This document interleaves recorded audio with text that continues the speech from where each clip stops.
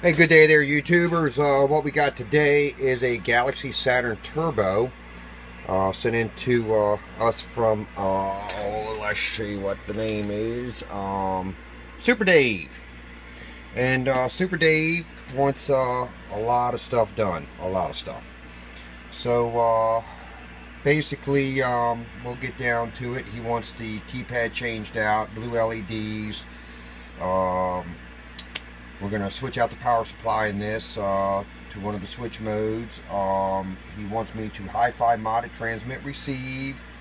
And we're going to set this up for, let's see, this is a motor mouth maul radio. So we've already got the motor mouth maul built. And I'll show that in the final video, but that's already assembled and together. Matter of fact, I've been testing it. The lid's off of it. It's over on my station right now on my 2000. Working flawlessly over there. So let me get this hooked up. Just a preliminary checkup just to make sure everything's functioning, and then we're going to get into this thing. We'll be back. Alright guys, we got it all hooked up right now. I'm sending the signal through it right now. Signal meter seems a little high on it, but that's no big deal. We'll take care of that when we go through the alignment part of it. Let's see. Frequency wise, it's a hair off, a little bit off, not bad. And right now, I didn't touch the dead key or anything. We're working a 50-watt slug. It's at about, I don't know, 1.5 watt dead key. This is a 2-pill radio, so. Oh yeah. Oh yeah. So about 28. RF power right here. Okay. And all the way up is about 20 watts since we're working a 50-watt slug. Oh yeah. Oh yeah. So 35. So that's RMS. I'm not going to even worry about peak, but we know it's working, so let me get on with what we got to do. So we will be back with an update, fellas. Alright guys, we got the face of the radio all total apart. Got the button section taken off so I can start replacing these LEDs. And then here's his old pad, and this is the brand new one. Big difference, isn't it? Look at that. Alright, well, let me start getting these LEDs out of this thing and get them replaced. We'll be back with an update. Alright guys, got the old power supply pulled out. Got everything drilled out to mount the new one in. Made my brackets up and everything, so we're going to get this module mounted and we'll be back with an update. Hey guys, same as mine, Tom. back on the Saturn. Got the new power supply module mounted in. All wired up. We Farabeated every line. So your AC lines Farabeated. Or your DC lines, I don't know how well y'all can see those, but they're all Farabeated. Try to eliminate any type of noise that we could possibly may gain from this thing. And then, bam, Happy Milkman. There you go. Good to go. Why do I have this creepy, Awesome. crawly, scary feeling? All your blue lights in there. Well, And I set the voltage dead nuts on 14. Hold on 1 second, I'll put the multimeter on it. You were MIA in Vietnam for 6 years. Okay. And after you've been gone for 4 years, Right there. Dead nuts at your 14 wife, volts. Beth, Perfect. see, Don't want to go any higher than that. She was Won't sure be good for the radio itself. dead, So there we go. she, We'll be back with an update. Now it's on to the radio part. well, I'm going to cap change everything. Got one of these BS swing kits in there, if you can see that. Right there. The diode and resistor jumped. That'll all be gone by the time I get into it. Not sure about it. It looks like TR32 still there, but have to look at the other side of the board and make sure everything's fine. Alright, we'll be back with an update. Alright guys, back on the Saturn. Got the 4-pin connector in there like we wanted. Motor mouth maul jacks installed on a switch, so you can switch back and forth from stock to the modulator. All the HiFi caps have been done, so we're there. Now I'm going to put my tune on it fire it up, see how everything align it, and then we'll get the covers and everything back on, along with the modulator. We will be back with an update. Guys, we got the face back on it. There's blue lights. New white pad in there. As you see, nice bright white. The old one's right here. You see the big difference there. So we got that part done. Alright, let's get the rest of this put back together. We'll be back with an update. Alright guys, we're back on David's Galaxy Saturn Turbo, man. And we've pretty much got everything done on this thing now. Just got to put the tins back on it, but I wanted to just give you an overview of everything that we've done here. Blue lights behind the push buttons, along with a new white rubber. Went through, aligned the receive on both AM, FM, and the sidebands. So we're good there. So as you can see right now we're in AM mode. I'm throwing a 1K tone through it. Oops. And there's lower sideband. It looks like it needs to come down a notch. Take care of that right now. That's about where it should be. Okay. And so there's that part. We got the frequencies all adjusted out in it. So we're really good there. Radio, I just kind of turned it on. So once it warms up, they drop into place. It's usually a, you know, the way these radios are with the crystals, or with the one crystal, tends to warm up a little bit. She'll drop right into place. We got the scope hooked up. Reference is a little too high. Let me turn that back just a little. See where we're at now. There we go. Oh, hold on a second. Just out here.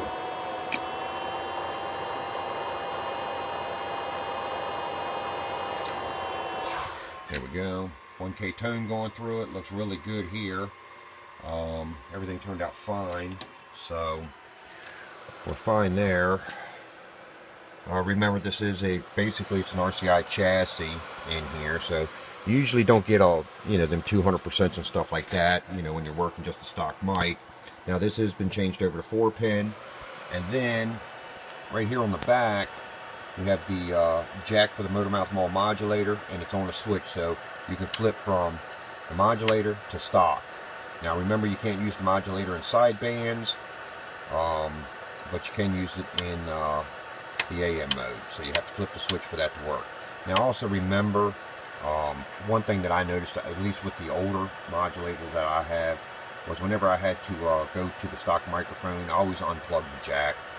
For some reason, it used to take out my Darlington pair in the modulator box.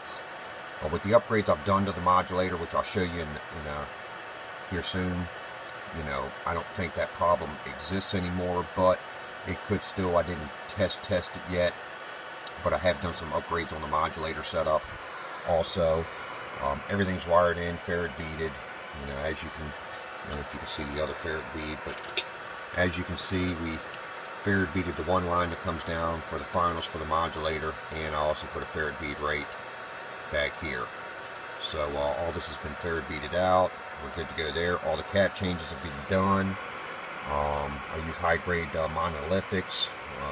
Usually Panasonics is what I found to act the best on my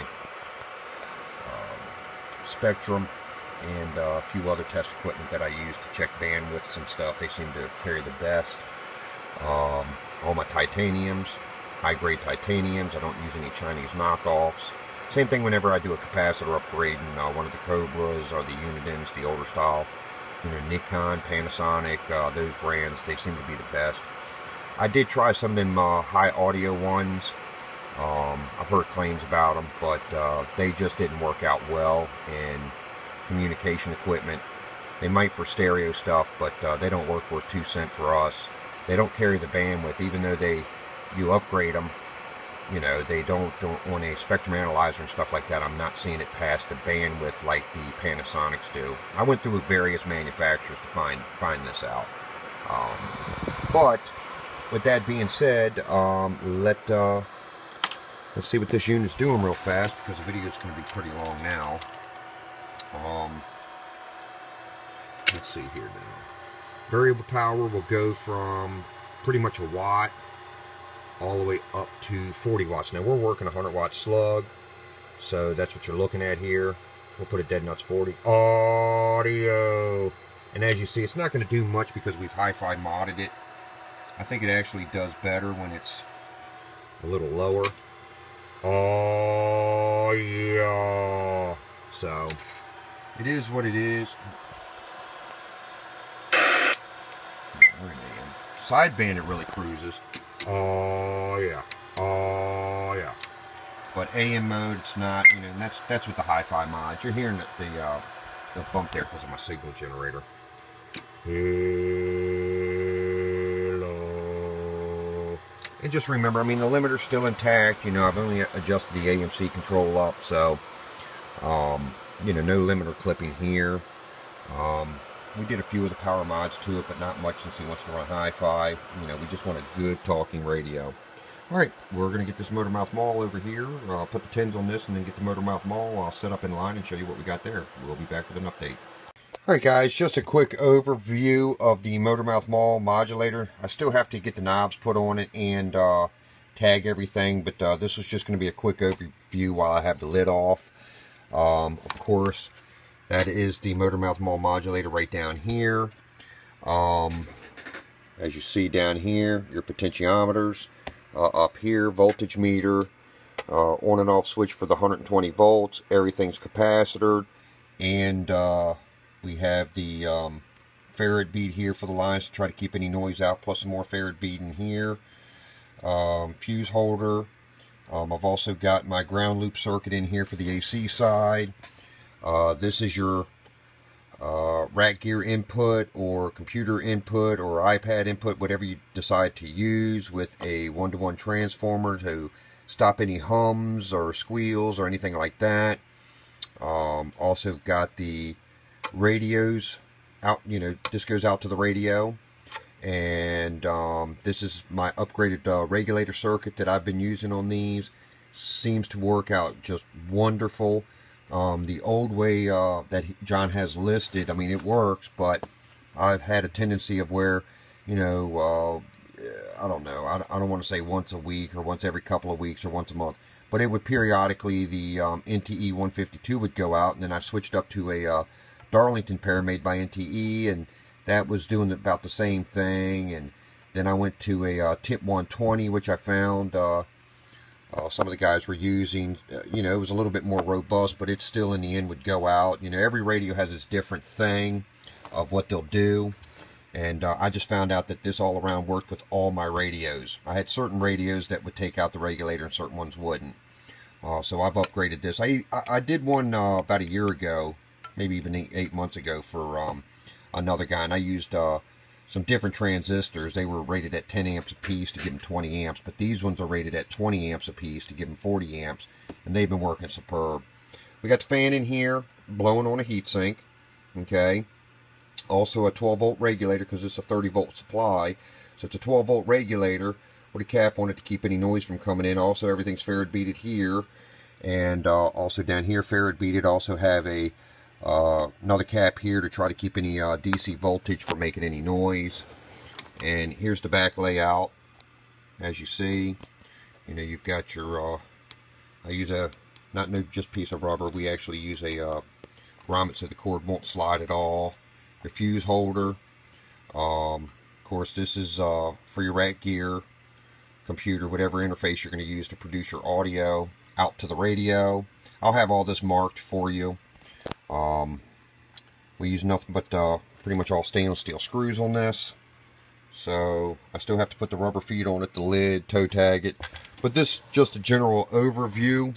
Also, if you look right here, that's your voltage adjustment. I've already adjusted everything out, so you should never have to touch that, but if you ever do, that's going to be the voltage adjustment to adjust the volts up and down. But there we go. There's a general overview of it. Alright, let me get this thing hooked up to the radio, and we're going to go at it. We'll be back.